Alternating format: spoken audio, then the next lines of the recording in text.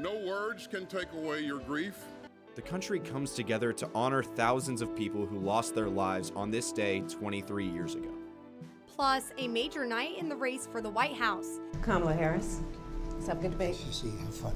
Vice President Kamala Harris and former President Donald Trump square off in their first head-to-head debate. We take a look at the key takeaways.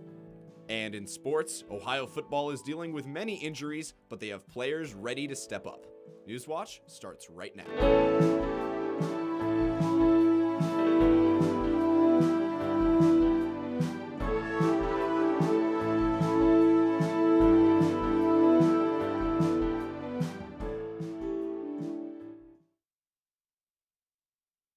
After another day without rain. All of Southeast Ohio is either in extreme or exceptional drought.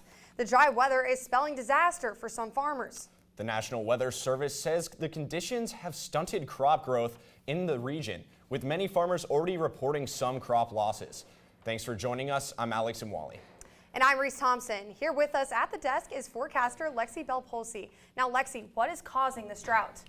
Well, I gotta say 3 words for you, and it's gonna be the same. It's gonna be the same thing: high pressure, high pressure, high pressure. We are experiencing extreme rates of high pressure around our areas. We're constantly seeing it be established around us, and that's really our biggest problem.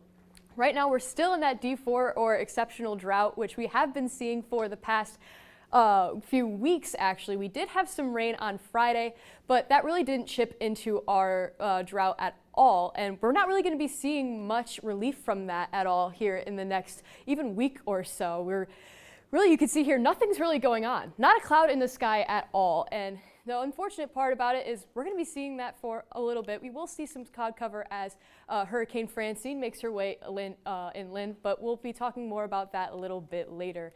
Currently here, it is 87 degrees with clear skies and winds from our east-northeast about 6 miles per hour. And our barometer is actually falling because of the impending hurricane Francine and her cloud cover that she will be bringing us. Today we did have sunny skies with an expected high of 84, but we did actually shoot right through that with getting to about 90 about an hour ago, and tonight's low of 48.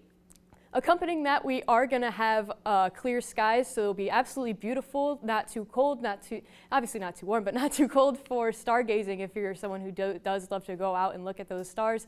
And we do have tomorrow's sunrise at 7:06 a.m. But we'll take it back to Alex. Thanks, Lexi. Schools in the Dawson-Bryant local school district are closed today after a threat to the district was reported to the Lawrence County Sheriff's Department.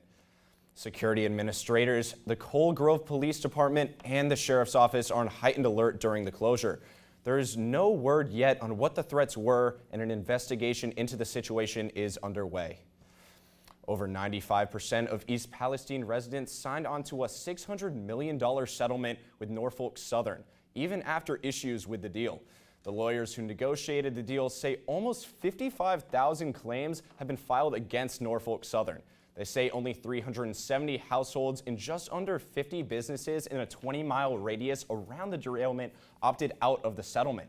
Some residents say even though it is bigger than any other derailment settlement, the payments aren't enough to compensate them for all of their suffering. Many people who were alive to remember can recall exactly where they were 23 years ago today, a moment America would soon never forget. Across the world, millions honored those lost during the 9/11 attacks. Here's a look at College Green on Ohio University's campus, where hundreds of American flags have been placed to honor the nearly 3,000 people who died from the attack. Governor Mike DeWine also ordered all flags at half-mast in honor of the day. At Ground Zero in New York, families of the victims who died at the World Trade Center gathered to remember those loved ones. Families laid flowers on the names of those they lost on that day. In Washington, Secretary of Defense Lloyd Austin laid a wreath to commemorate those who died at the Pentagon when a plane crashed into the outer ring of the building. And in Pennsylvania, people gathered to honor the heroic efforts of those on United Flight 93 who retook control of the plane from hijackers. We have repaired the damage to this building, but we cannot repair the damage to your hearts. No amount of time can make sense of the worst terrorist attack in American history. In a moment of unity, President Joe Biden, Vice President Kamala Harris, and former President Donald Trump attended the memorial ceremony in New York. Both Vice President Harris and former President Trump paused their official campaigning to attend tributes, the two even putting aside their differences and exchanging a handshake. Harris and Trump's display of unity comes less than 24 hours after the two faced off in their first and potentially only head-to-head debate. While this debate covered policy points from both candidates, their attacks on each other took center stage. Lee Waldman takes a look at key moments from last night. An historic first meeting between former President Donald Trump and Vice President Kamala Harris may have started with a handshake. Kamala Harris, let's have a good debate. Have fun. Thank you. But the gloves quickly came off. What we have done is clean up Donald Trump's mess. She doesn't have a plan. Harris drawing contrast with Trump by framing herself as an advocate for the middle class and framing her opponent as in it only for himself. Donald Trump has no plan for you. While Trump attempted to tie Harris to President Joe Biden's record, The people of our country are absolutely dying with what they've done. in a wide-ranging debate, the two clashed over a number of critical issues, from reproductive rights We did something that everybody said couldn't be done, and now you have a vote of the people on abortion. I absolutely support reinstating the protections of Roe v. Wade. to immigration and border security. Why hasn't she done it? They've had 3.5 years to fix the border. What we have in the former president is someone who would prefer to run on a problem instead of fixing a problem. To their visions of and for the country. We all have so much more in common than what separates us, and we can chart a new way forward. Our country is being lost. We're a failing nation, and it happened 3.5 years ago. In Philadelphia, I'm Lee Waldman reporting. One of major claims made it last night by former President Trump is immigrants in Springfield, Ohio are eating pets. Local leaders say that is not true. Claims that Haitian immigrants have taken over the city and are abusing and even eating animals have taken off on social media recently. Those claims have also been the center of some political ads by Republicans. Government officials and residents alike are now debunking the claims. The ducks and the cats. I'm a crazy cat lady in my town, and I'm not missing any. Everybody's present and accounted for. We tell our kids not to bully one another, and I hear adults in our community saying the most hateful things. Residents in support of the Springfield Haitian community are calling for some Facebook groups that they are known for posting racist or hateful remarks to be taken down. Ohio Secretary of State asked investigators to look into over what his office says is 600 election law violations. Secretary Frank LaRose says the Election Integrity Unit sent evidence to the Ohio Attorney General for review. The evidence includes a breakdown by violation type and by election year, as well as evidence provided by the boards of elections and other elections jurisdictions reaffirming the violations. With the responsibility to run elections also comes accountability. And if somebody is breaking the law, if they have violated their oath to conduct free and fair elections in their jurisdiction, then they should face consequences under the law. The office has referred hundreds of these cases to county prosecutors since LaRose took office in 2019. We have good news for your wallet tonight. Price increases are now at their lowest rate since February of 2021. The Consumer Price Index, which measures price changes for common purchases, has dropped to 2.5%. Meanwhile, grocery prices held steady in August. The Bureau of Labor Statistics says the leading driver of inflation continues to be the cost of owning and renting a home. This latest report likely gives the Federal Reserve the green light to cut interest rates when it meets next week. A Republican plan to avoid a government shutdown is on the brink of collapse. The House Speaker Mike Johnson's government funding plan announced the House will not vote on a 6-month government funding bill. The bill includes a controversial measure requiring proof of U.S. citizenship to register to vote in federal elections. The several Republicans are against it, so GOP representatives are still discussing next moves. We're having thoughtful conversations, family conversations within the Republican conference, and I believe we'll get there. If it can't clear the House, it will send House Republicans scrambling to figure out next steps as a shutdown deadline looms at the end of the month. Coming up, now a Category 2 hurricane, Francine inches closer to the Gulf Coast. How communities are preparing. And a new rule requiring helping save lives for women in the U.S. And with Hurricane Francine just a few hours away from landfall, what does it mean for us in Athens, Ohio? We'll find out more in my full weather when Newswatch returns. On Secrets of the Dead, Althorp. Oh yes, Olatorp. That's the first record of Althorp in 1066. The secrets that this land holds have never been shared with anyone. We are the first archaeologists to come in here to investigate. That's 6,000 years old? Oh my goodness. My first piece of pottery. Archaeology at Althorp on Secrets of the Dead. Tonight at 10 on WOUB. Coral reefs. They are one of the most endangered habitats on Earth when it comes to climate change. But help is on the way. I'm Dr. M. Sanjan. Join us as we find ways to preserve our changing planet. We have the building blocks to rebuild that reef. To see science in action, absolutely amazing.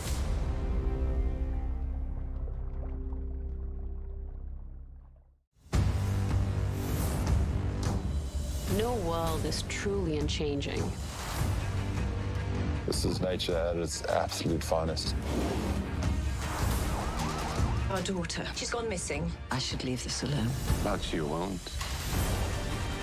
He's doing things no one had ever done before, and that is astounding.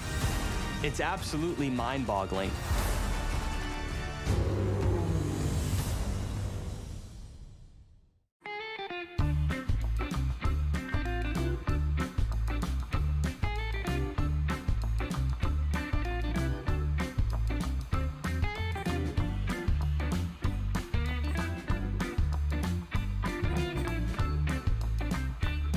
If you don't drive it, donate it and support something you use every day.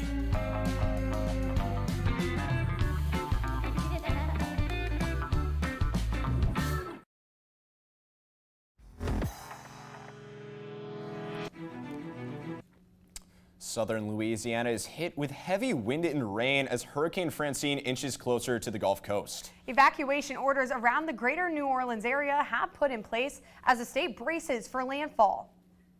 The Category 2 storm is not considered a major hurricane, but experts say it will still pack a punch. The storm threatens several areas along Louisiana's coastline with storm surge levels up to 10 feet. To protect homes, floodgates are being closed to stop the potentially destructive storm surge. And sandbag stations have been busy over the past 24 hours as local high school students volunteer to help their neighbors. We are now no longer in the prepare for a hurricane. We are now in the respond for a hurricane. The last time Louisiana experienced a hurricane was in 2021, when Category 4 storm Ida decimated the town of Grand Isle and killed 91 people across 9 states. Now, weather forecaster Lexi Bell-Polsey joins us back again. Lexi, we see all this rain happening down in the south, and we are in quite the opposite right now. We are in a drought. Will we see some of that rain move its way forward towards our area? Now, unfortunately for us, like I said earlier, big story here, high pressure. It's going to establish itself to our northeast and kind of push Francine more out toward our northwest here, and we'll be able to see that better with our radar here. Now, unfortunately, I could not figure out how to properly get it to show us this turn to our northwest, but as you can see by not only the little forecast track, but also what I'm drawing here, it is expected to make more of a northwestern turn toward Iowa and Minneapolis, Minnesota, and all that. Unfortunately for us here, that's not going to do much for us at all when it comes to our drought. Now, as you can see here more with our national satellite, we are seeing absolutely nothing when it comes to cloud cover, beautiful sunny skies with Francine down here churning her way closer to Louisiana. And like I said, she is expected to hit landfall in about a few hours from now. But unfortunately, we're not really going to see anything from that. And if we do, it'll be maybe less than an inch of rain. So it's not going to chip away at that drought whatsoever. But currently here it is 87 degrees with clear skies and wind from our east-northeast at about 6 miles per hour. And across the board, Lancaster, you're at 87. Newark, you're at 87. New Philadelphia, you're at 87. Zanesville, you're at 88. Obviously, we're getting close to the 90s again. That's obviously not helping with our drought conditions at all either. A number of situations that are causing this drought to be as bad as it truly is, and we really have never seen anything like this in the 20 years that they've been using that drought monitor that I showed in my first weather. But today we did have sunny skies and an expected high of 84, but very obviously we have shot through that, and we're at 88, around 88, 90, 87 now. And with a low tonight of 48, and like I said earlier, accompanying that low are some beautiful clear skies. So if you want to do some stargazing, tonight's the perfect night, not too cold. But tomorrow's sunrise being at 7:06 a.m. And tomorrow we can expect much of the same, sunny skies with a high of 89 and a low of 57. So we're really not getting much of a break from these high temperatures and just overall miserable conditions if you're someone who doesn't like the heat. And we can visualize that a lot better with our surface analysis. Now, it's quite comical to look at, really, because we have absolutely nothing going on other than this high pressure system causing absolutely nothing going on. And we do have the rainfall from Francine right down here, but as you can see, your heart's gonna fill and be like, oh, we're gonna get some rain, we're gonna get beautiful, beautiful rain, and then your heart is going to break because you're gonna see it start to shift more to our northwest, and then you're just gonna look at it and go, oh, more high pressure, perfect, I gotta go water my plants now. But that's not gonna ruin our sunny, beautiful weather. With going into next week, Thursday, Friday, Saturday, Sunday, we're starting to get some cloud cover, but those temperatures are still climbing into the upper 80s and almost 90 degrees. So we're not really going to be seeing any sort of relief for this drought, unfortunately. But we'll take it back to Alex. Thanks, Lexi. A number of wildfires are burning across the western U.S. That's forcing tens of thousands of people out of their homes.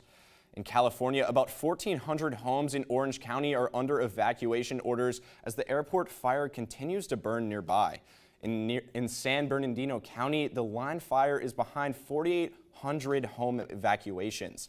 Meanwhile, in Nevada, humans are not the only ones feeling the fires.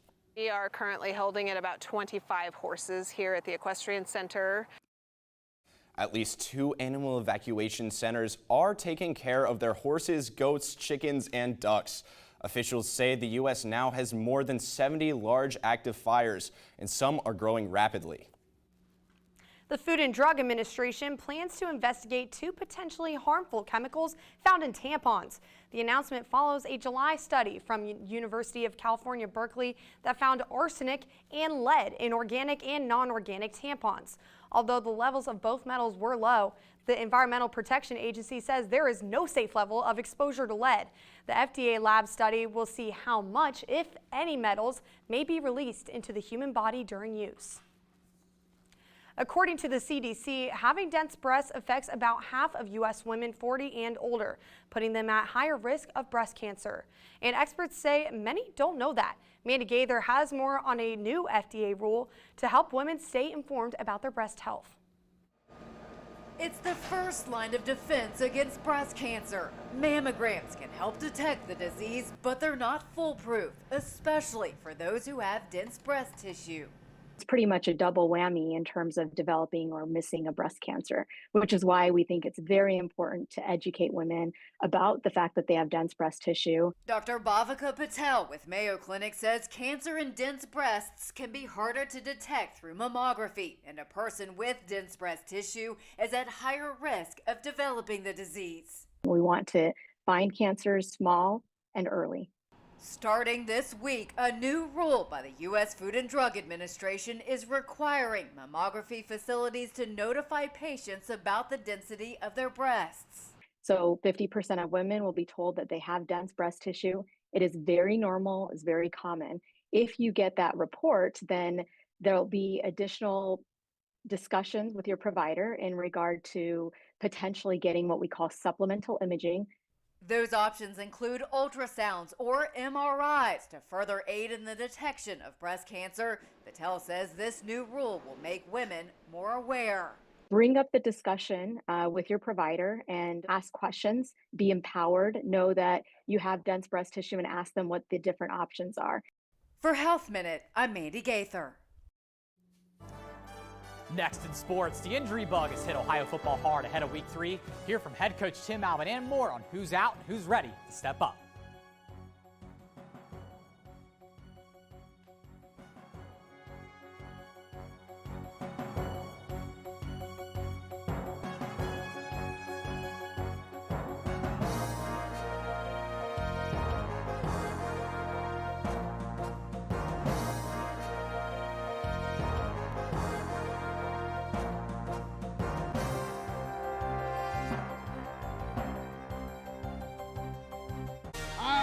economic opportunity to be spread across this land. This is a man who was so big that reached so far and made it, and then let the whole thing crumble.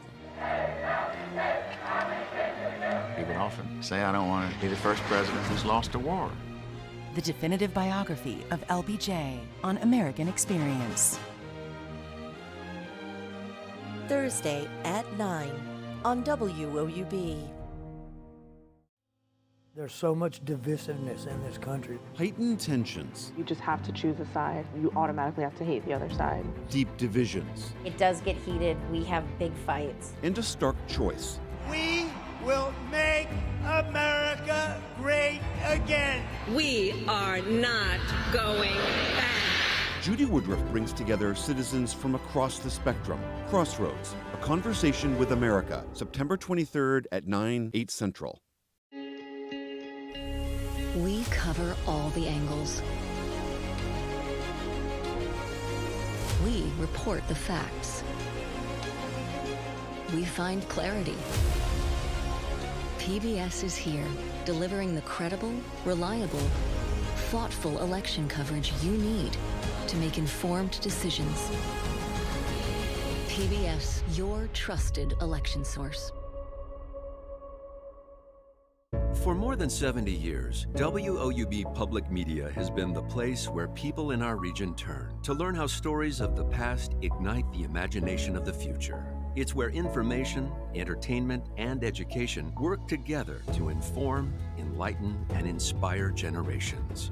It's the place where the community gathers to hear and see our world in new and innovative ways.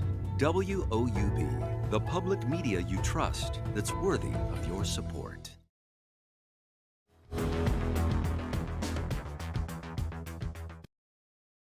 Win over the weekend for Ohio football, taking down South Alabama. And if you've watched Ohio in either one of these first two games, you know each have been physical. Heading into week 3, it's taken a toll on the team, specifically on defense. Ahead of Saturday's matchup versus Morgan State, the Bobcats have a whopping 8 players on crutches, including captain safety Jeremiah Wood and a suspected 14 players that wouldn't travel with the team if they had a road game. That's concerning this early in the season. Probably the biggest concern, not probably, but the biggest concern right now is going to be injuries. If we were playing on the road today, right this week, we would leave 14 guys home because of injuries on the travel squad. That is an alarming number. Good news, there's always a silver lining, and graduate linebacker Blake Leak is impressed with some of the younger defensive players and how they've stepped up against tough opponents. I mean, going into last week, we were real banged up. In that Syracuse game, we got real banged up. Lost Shea, lost Reese. So all week in practice, we're kind of trying to see what we got, see who's going to step up. Stellan Bowman, young guy, got his first college snaps, ACC at Syracuse in the JMA Dome last week. Didn't flinch. Got a hit on Kyle McCord, came out tonight, stepped up and played his role. So we've got guys. It's next man up, and we've got guys in that linebacker room ready to play. Over on the pitch, Ohio soccer had last weekend off, but that didn't stop goalkeeper Celeste Sloma from receiving individual honors for a second straight week. 3 out of 5 Ohio games, Sloma has not allowed a goal, including last Thursday's win over Marshall. And that earned her yet another MAC Defensive Player of the Week award, making save after save. There's absolutely no getting past the brick wall and goal for the Bobcats. Sloma and Ohio soccer are back in action tomorrow night at Western Kentucky, looking for a 3rd straight win. Sloma wasn't the only Bobcat to bring home MAC Player of the Week honors, as Ohio field hockey pulled out the brooms and swept the awards after an impressive undefeated weekend.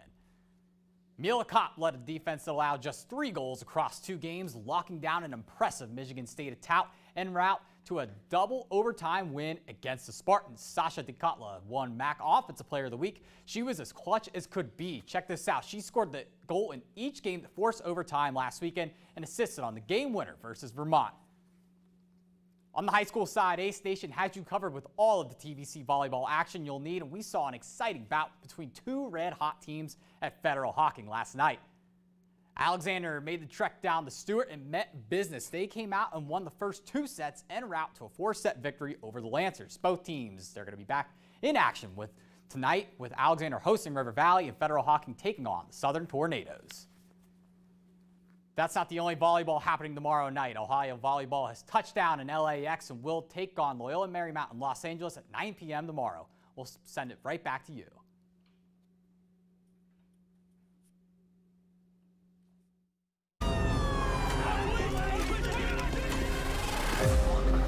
Mr. Ridley's been assisting with this case on a consultancy basis. If you ruffle a few feathers, it might throw up a few leads. No cameras, no witnesses. This is premeditated.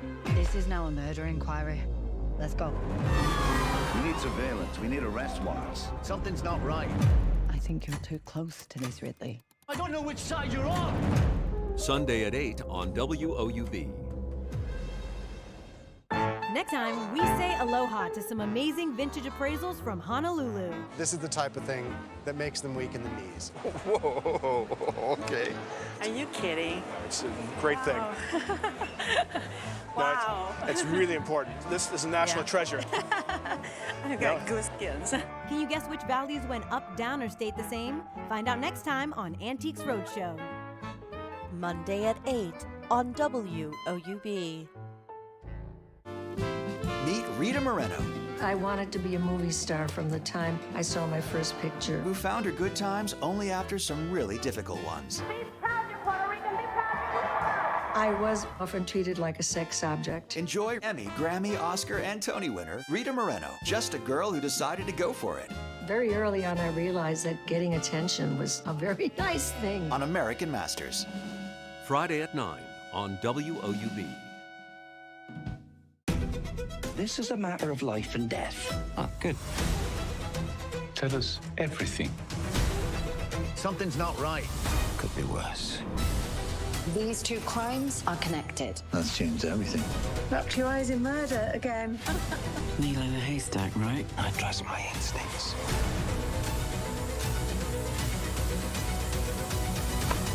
I should leave this alone. But you won't.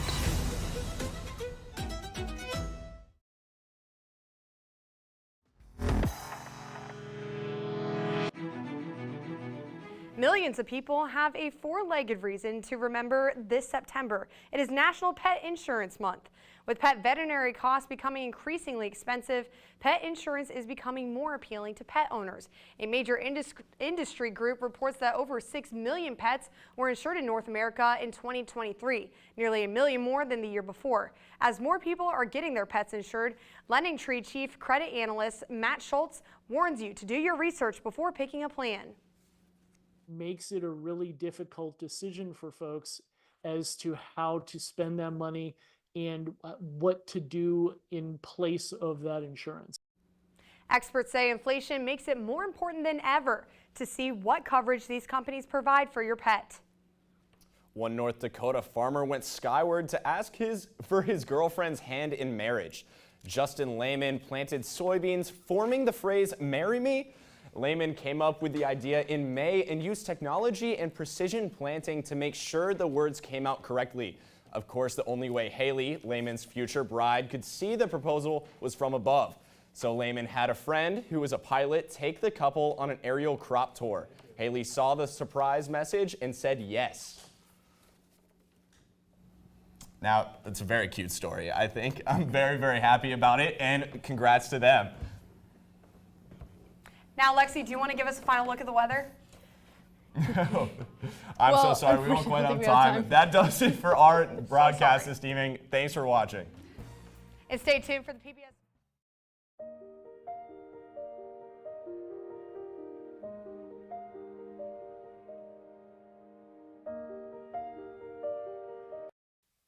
Support for a PBS NewsHour